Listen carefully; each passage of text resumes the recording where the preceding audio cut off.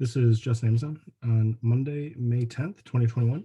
So I'm zoomed out looking at the 5 minute and something really jumps out. This pattern that we made last week is inverted head and shoulders that has either a neckline this way, or you can kind of ignore that a little bit and redraw it with kind of like the neckline being horizontal, which would be really cutting pretty much through the middle of this zone between the red lines here or the blue lines. Either way, on Friday, we really should have continued on up. Could have pulled back a little bit more, should have continued on up. Even today, should have continued on up. Absolutely did not. So today we opened up, gapping down, taking out this shoulder, taking out the head of the inverted head and shoulders in the first like half hour here, right? So completely not following suit with a move back up like a inverted head and shoulder should do. So with that being our framework for today, this just continued to go down a lot. So sold through the blue line, high wave candle, lower high, lower low, inside candle here, lower highs, and then broke out gapping down. Broke through the blue line, broke through the red line, retested, only retested into the 5, didn't even get back up to the red line, didn't even touch the 21 till later in the day. Over here, and oops, don't change. Okay, over here and over here, touched the 21 exponential on the 5 minute, and then continued to roll over even later into the day. Went really sideways for like an hour, and some bulls were coming in. There was much higher volume than right here. So some bulls were coming in, and then at the end of the day, the bulls were getting trapped and getting maybe stopped out already if people were buying this down here. So that's really where we're at. Yeah, just another really big selling day. Looks similar. This gap, bearish retest gap, looks similar to this gap. With this move, we took out this low. With this move, we took out this low. And here we are almost back down to this range. So I drew this in after this had already hit and everything. We'll see if we do end up coming into this level.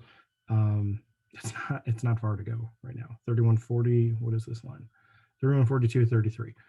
Into that line or this uptrend channel, see if we can connect with something in there. Now we've pushed through this channel before, with some lower wicks. Let's see, it goes back a ways. So we'll zoom out and look at that if we do end up hitting it. But these are the next targets, just a continuation lower. Even today, I would say this looks like a triangle here that broke down, got a little bit of retesting, continue to break down. Looking at this looks like a little bit of a triangle here. If you zoom out and look at the 5, like we just had, it's really this inverted head and shoulders pattern, and just kind of the last little bit looks like kind of a where it's starting to break down, looks a little bit more like a triangle, just because it doesn't have some some higher lows over here to start it out. So it looks a little different there. So how to trade this? Obviously, bearish right out the gate would have worked. Even where it kind of rested here a little bit, it put in some smaller candles. I'm looking at the 3100 put and the 3300 call. These are actually really hard to get. This was really hard to get on the screen. So yeah, I can zoom into kind of later in the day. So it did get some small bounces down here when it was probably getting a little bit oversold, just pushing so low so quickly, came back into the 21 and went sideways through here. So you're getting a lot of chop through here, through all of this, and slowly losing value. And then here's where it kind of held some value in the last hour or so before the last 15 minutes where it, it dropped. But the put, so we came into this $8 price, like 8x7 would have been a good setup over here. And there's nothing really, like that's where it pulled back here.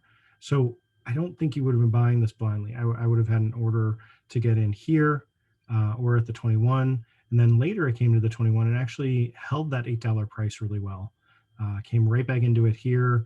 The low here was 780. The low here was 801. So getting set up to do this, as it came in and put in a touch into the 21 here, came down into the $9 price.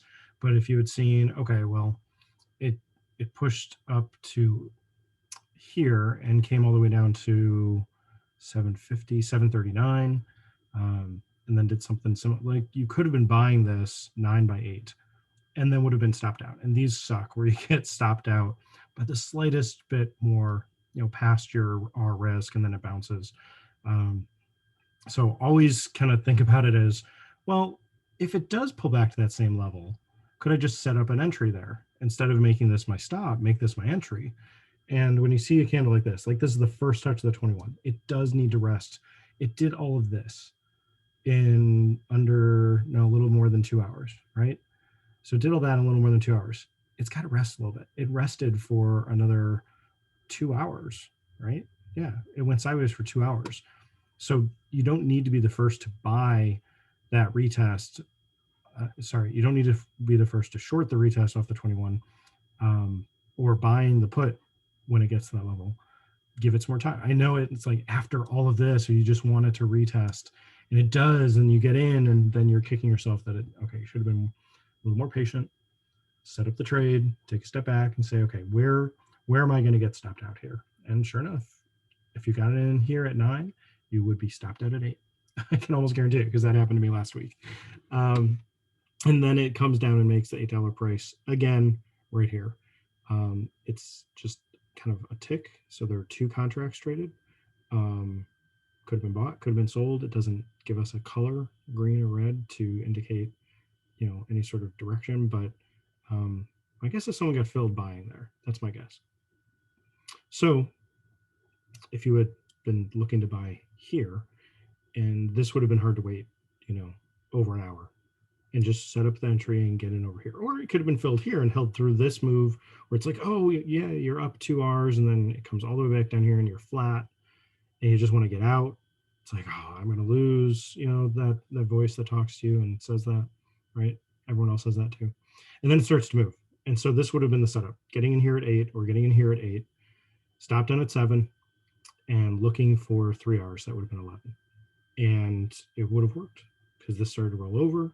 And then you're kicking yourself like, oh, I could have stayed in it. And, like I've said before, my plan, I could have moved my target up to 8. So that would have been 8 plus 8 is 16. Move my stop up to 11. And it actually would have worked really well, but then it would have been stopped out. No, not there. 11. Looking for, okay, it would have been stopped out over here if I hadn't just gotten out at like 12. Probably would have just gotten out at 12, maybe even 13, because it's like, okay, this is just going sideways again. It did actually make a new low in the day. How much lower do I think it'll go? Okay, I shouldn't have moved my target to 16. I should have moved my target. I should have just kept my 11 target. So I'll get out for a little bit more than 11. This was previous resistance here around 12. So 12 would be a good price to get out. I would have gotten out at 12. Somewhere over here after it's like, okay, I could just hold through this and let it stop me out, but then there'll be slippage and I'll probably get less than the 3R. So yeah, I think 12 would have been my entry. And then you missed a move up almost up to 14. Yeah, it did touch 14, but it's like, okay, when did it hit 14? Early in the day. It didn't. So yeah, I think that's how it would have gone. Get in at 8, either get out at 11 at the target, or have moved the target thinking this is just going to roll. Some days it does, some days it doesn't. And just been out with 3, maybe 4R. I think that's how I would have played this one.